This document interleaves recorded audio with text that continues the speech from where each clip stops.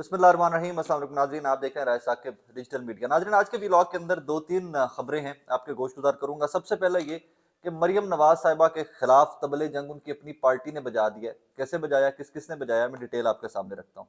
Number two, एक बार बार में बताया जा रहा है कि मुख्तदिर हल्के पॉलिटिकल हो गए हैं सियासत के अंदर, उनका कोई लेना देना नहीं है। लेकिन मोनस इलाही साहब इस मिथ या इस गुब्बारे में से हवा बार बार निकाल देते हैं कि जी डाले आज भी एक्टिव हैं, डाले आज भी बंदे उठा रहे हैं, तो ये पॉलिटिकल कैसे हैं। ये सवाल आपको भी और हमें भी पूछा जाना चाहिए कि ये पॉलिटिकल कैसे हैं। नंबर तीन, मुजरिम नवीद जिसने इमरान खान साहब के ऊपर कातलाना हमला किया था। मैं मुजरिम का लफ्ज इसलिए इस्तेमाल कर लेता हूँ कि भाई वो खुद इकबाल जुर्म कर चुका है, वो मान चुका है कि मैंने हाँ कातलाना हमला किया इमरान खान के ऊपर। बहरहाल मुलजिम नवीद के फोन का रिकॉर्ड जो है वो JIT के पास आ गया। तीनों बड़ी खबरें हैं। मैं स्टार्ट करता हूँ मरियम नवाज साहिबा से। नाज़रीन, आप पाकिस्तानी बड़े जालिम हैं। देखिए, जब भी हुकूमत आती है तो सरकारी खर्चे के ऊपर ये लोग विजिट करने तो कम से कम पाकिस्तान में आ जाते हैं। शरीफ फैमिली जो है ये सरकारी जहाज इस्तेमाल करते हैं, जिस तरह अभी आपने देखा डार साहब आए, इस तरह करके सलमान शहबाज साहब आए, सारे ये लोग सरकारी जहाज इस्तेमाल करके, सरकारी वसाइल इस्तेमाल करके पाकिस्तान तो आ जाते हैं। आप लोग इतने जालिम हैं, आप उनको बार बार निकाल देते हैं, वोट नहीं देते। कभी वो सऊदीया उनको जाना पड़ता है हमारे डील करके मुशर्रफ साहब के टेन्योर के बाद, टेन्योर वाले मामले के अंदर। कभी उनको यहाँ पर जेल से निकल कर लंदन मियाँ साहब को शिफ्ट होना पड़ता है। कभी वो बेचारे कहते हैं कि हमारी डील नहीं हुई, बाद में एफिडेविट सामने आ जाते हैं। कभी वो कहते हैं मैं इलाज करवाने जा रहा हूँ। सो आप लोग को एहसास करना चाहिए कि मियाँ साहब हैं, इतनी बड़ी पार्टी है उनकी, गरीब किसान के बेटे हैं, इतने गरीब आदमी हैं बेचारे, और वो लंदन की मेफेयर जैसी जगह में रहते हैं। इमेजिन करें कितनी मुश्किल जिंदगी होगी शरीफ खानदान की कि उनका खानसामा तक मानसेरा से लंदन शिफ्ट करना पड़ता है। सारे मुलाजमीन, सारे एवरीथिंग उनको वहां पर शिफ्ट करनी पड़ती है। तो आपको और मुझे तो कुछ तो एहसास होना चाहिए ना। कुछ भी है, हमारे साबिका वजीर आजम है, तो हमें उनको बार बार वोट देते रहना चाहिए ना। किसी और को क्यों वोट देते हैं? आपके मियाँ सब बेचारों को झूठ बोलकर लंदन जाना पड़े और इलाज करवाना पड़े। अब क्यों मरियम नवाज साहिबा को जब 20 सीटों के ऊपर इलेक्शन की जिम्मेदारी दी जाती है जिमनी के, तो अब क्यों 15 सीटें हरा देते हैं उनको, और उनको फिर नदामत का सामना करना पड़ता है और वो बेचारी लंदन चली जाती है। ये आपको और मुझे बहरहाल सोचना चाहिए। ये थॉट प्रोवोकिंग है, थोड़ा सा हमें एहसास करना चाहिए। मियाँ साहब बार बार वजीर आजम पाकिस्तान रहे और गरीब किसान के बेटे हैं। देखिए, अभी भी एक गरीब किसान का बेटा शहबाज शरीफ साहब वजीर आजम है। अब कल को अगर वो हार जाएंगे तो पाकिस्तान में थोड़ी रहेंगे। वो तो सर में दर्द हो जाएगा या किसी का इलाज करवाने, किसी चीज के जिस्म के हिस्से का, वो तो लंदन चले जाएंगे। तो ये ज्यादती है थोड़ी सी मेरे नजदीक।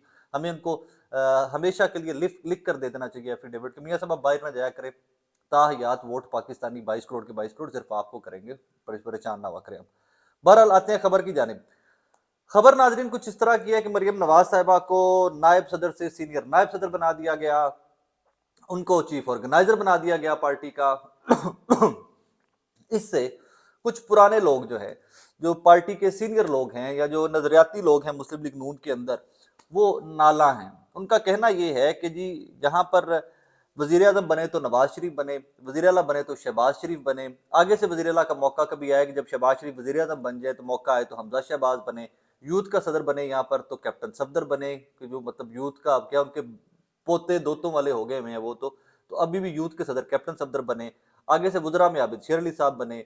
मतलब इवन के हर बंदा जो शरीफ फैमिली से कहीं ना कहीं रिलेटेड है इस पार्टी के अंदर ताकतवर वो ही रह सकता है। अब इस टाइम पार्टी की लीडर में आपको बता दूं सबसे ताकतवर नवाज शरीफ साहब, दो के वो आईनी तौर के ऊपर ओहदा नहीं रख सकते डिस्क्वालिफिकेशन के बाद, लेकिन फिर भी सबसे ताकतवर है नवाज शरीफ साहब।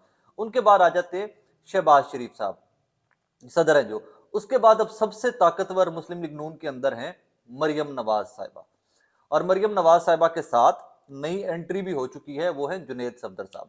जुनेद सफदर साहब को क्यों लाया गया, मैं कल भी इसके ऊपर कुछ सहाफी दोस्तों से, कुछ सियासी लोगों से बात करता रहा, तो उनका मानना यह है कि इमरान खान का जो पॉपुलैरिटी का बबल है या जो पॉपुलैरिटी की पीक है, उसको डिजिटल मीडिया पे डिफ्यूज करने के लिए जुनेद सफदर साहब की खिदमात ली जाएंगी। और उनका वही इंप्रेशन आपने देखा होगा बनाया गया है कि उनके प्रॉपर फोटो शूट्स होते हैं। उनकी कोई भी फोटो आती है ट्विटर के ऊपर, डिजिटल मीडिया के कहीं प्लेटफॉर्म के ऊपर, तो प्रॉपर फोटो शूट करके प्रॉपर वार्डरोब के साथ जुनेद सफदर साहब का एक इंप्रेशन बनाने की कोशिश की गई थी कि जी very civil, very well dressed, very well read man, इस किस्म का उनका बनाने की, यूथ का एक आइकन बनाने की उनको कोशिश की गई थी। लेकिन अभी तक जाती तौर पे मैं कायल नहीं हूं कि वो आइकन बन चुके हैं यूथ के, क्योंकि कोई पॉलिटिकल माइलेज या पॉलिटिकल एक्टिविटी या कोई इस किस्म का आपका कारनामा सामने आएगा तो हम लोग बेहतर एबल होंगे जज करने के कि जुनेद सफदर साहब कहाँ स्टैंड करते हैं। अब वो तमाम लोग जिन्होंने नाम ना जाहिर करने की शर्त के ऊपर अंसार अब्बासी साहब से बात की है, वो बहुत नाला हैं।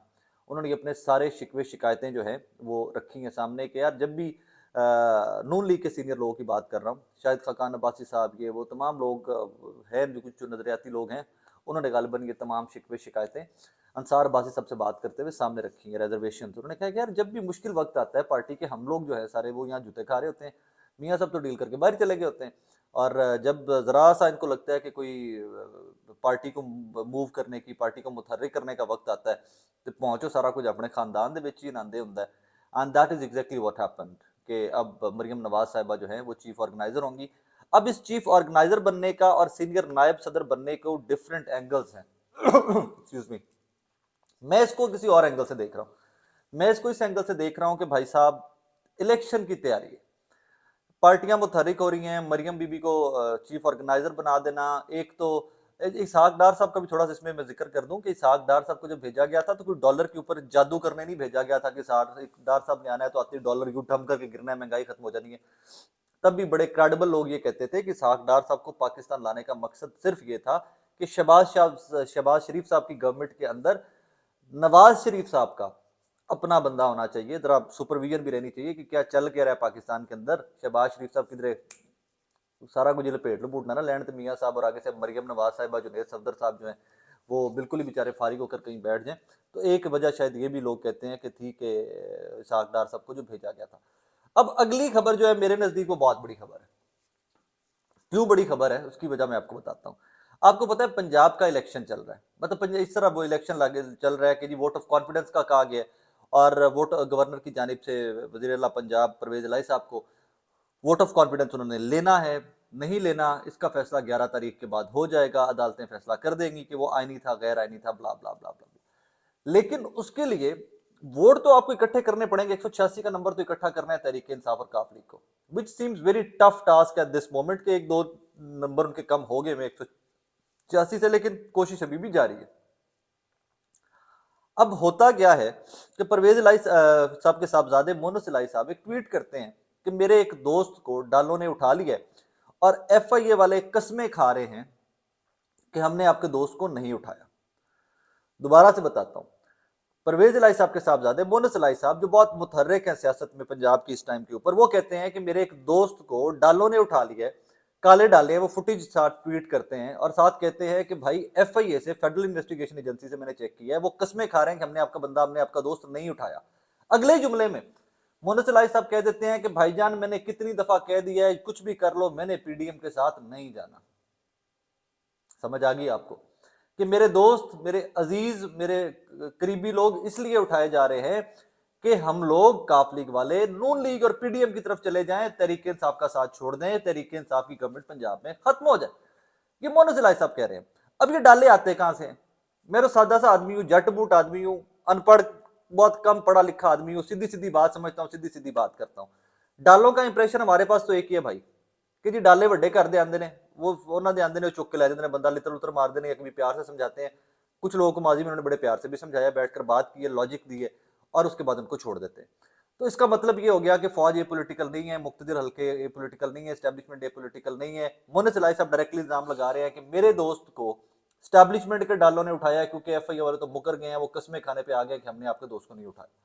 तो भाईजान मैं कैसे मान लूं कि जी एस्टैब्लिशमेंट, मुक्तदिर हल्के, टेन्योर मुकम्मल बाजवा साहब का होने के बाद, नए चीफ के आने के बाद भी ए पॉलिटिकल है? और अगर ए पॉलिटिकल हैं तो फिर बीच में से किसी टीयर के ऊपर, किसी भी लेवल के ऊपर इस तरह की शैतानियां अभी भी जारी हैं, तो इसके ऊपर आर्मी चीफ को, इसके ऊपर डीजीआई को, इसके ऊपर राशिद को, पंजाब में जो बैठे हुए हैं इन तमाम लोगों को एक्शन लेना चाहिए कि भाई हम लोग बार बार चीख रहे हैं कि हमारा सियासत से कोई लेना देना नहीं, ये मुहिम जो किस लेवल पे हो रही है? हो सकता है कोई कप्तान लेवल का बंदा, कोई नीचे इनमें सिविलियन काफी सारे होते हैं, ये लोग एक्टिव हो, लेकिन मैं ये तमाम गुफ्तगू कर रहा हूँ मोनस इलाही साहब के इल्जाम के ऊपर, क्योंकि एफआईए तो मानने से इनकारी है कि हमारे पास बंदे नहीं। वो कहते हैं वो कस्में खा रहे हैं कि हमारे पास बंदा नहीं है। पुलिस के पास डाले होते नहीं है, पुलिस के पास तो वो नीले डाले जो होते हैं, बेचारे उन्होंने क्या उठाना है, वो तो उल्टा डालों को सर पे उठा के छोड़ के आना पड़ता है कि चलो यार तुम थाने छड़ लीजिए ऐसे जाके। बहरहाल इससे इंप्रेशन डायरेक्टली ये मिलता है कि मोनस इलाही साहब के खानदान के ऊपर उन्होंने एक खैर वो जो था ना प्रेशर वो रिलीज किया है, इस तरह की ट्वीट और इस तरह की खबर देकर कि प्रेशर आ रहा है, और उन्होंने ये प्रेशर आगे लोगों को कन्वे किया, बताया कि भाईजान प्रेशर आ रहा है। बहरहाल देखिए कि मुझे एक और इस पे ऊपर मेरी रिजर्वेशन थोड़ी सी अलग सी है कि जो सियासी जमात बाजवा साहब के कहने के ऊपर नून लीग और पीडीएम का साथ छोड़कर तहरीक इंसाफ के साथ मिलकर वज़ीर आला पंजाब बनाती है, अपना परवेज इलाही साहब को वज़ीर आला पंजाब बनाती है, उनको डाले क्यों कर उठाएंगे?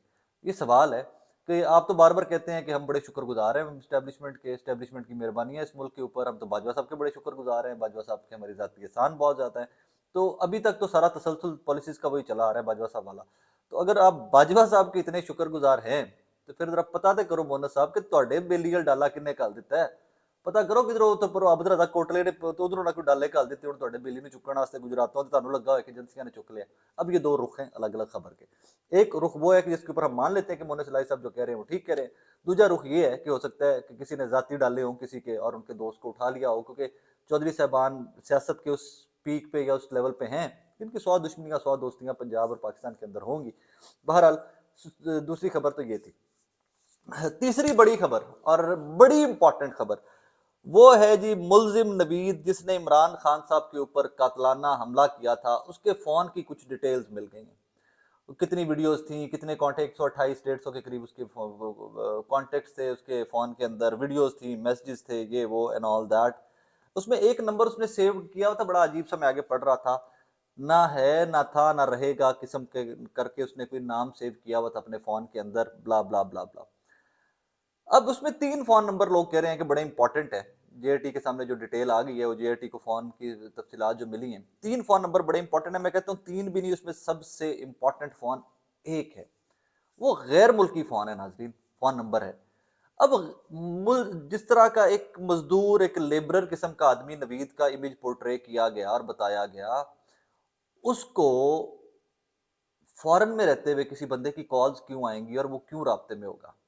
ज़रा सोचिए ना।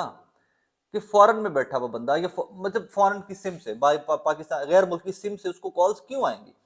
गैर मुल्क में बैठा हुआ पाकिस्तानी कॉल करेगा ना उसको, अंग्रेजी में या में पश्तो वो अंग्रेजी में या जर्मन में या चाइनीज में तो उससे कम्युनिकेट नहीं करेगा कोई नवीद से। तो ये बड़ा वैलिड सवाल है कि क्यों पाकिस्तानी ऐसा जिसका पाकिस्तान में नहीं है नवीद से रब्ता था, उसको क्या इंस्ट्रक्शन मिल रही थी, कहाँ से मिल रही थी, क्या रवाबित थे, हो सकता है कि फैमिली मेंबर हो सकता है कि दोस्त हो, लेकिन ये डिटेल्स कुछ दिनों में खुलकर सामने आ जाएंगी। और सबसे इंपॉर्टेंट खबर ये थी कि ये बड़ी डेवलपमेंट होगी, इससे बहुत बड़े बड़े ब्रेक थ्रू पॉसिबल हैं। लेकिन एट द सेम टाइम बुरी खबर ये है कि जो डिलीटेड कंटेंट था नवीद के फोन का वो रिकवर नहीं किया जा सका।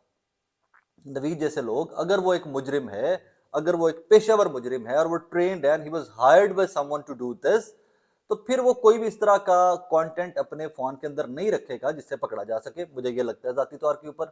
तो फिर वो जो कंटेंट सारा डिलीट कर दिया गया है वो रिकवर क्यों नहीं हो सका, ये सवाल है और ये बार बार जहन में आता है। लेकिन फिर भी I am very positive, I am very hopeful कि इससे काफी बड़ा ब्रेक थ्रू होगा, इससे चीजें आगे चल पड़ेंगी, कुछ ना कुछ इससे निकलेगा कि कौन कौन कब कब राब्ते में था नवीद से and what was Naveed up to. बहरहाल एंड में मैं सिर्फ यही कहूंगा, हमेशा की तरह यही कहूंगा, पाकिस्तान के लिए दुआ किया करें, पाकिस्तानियों के लिए दुआ करें, हो सके तो मुझे भी दुआ में याद रखें, क्योंकि मैं एक चीज के ऊपर बड़ा नाज़रीन कायल हो गया हूँ वक्त के साथ साथ। पाकिस्तानी अपनी मेहनत में कमी नहीं करते। मैं सुबह निकलता हूँ, कभी रोड शो करना हो, स्टूडियो से बाहर निकलना हो, तो सुबह से शाम तक सड़कों पे होता हूँ, देखता हूँ यार हर बंदा मस्त अपनी जिंदगी की जंग के अंदर दबा कर मेहनत कर रहा है।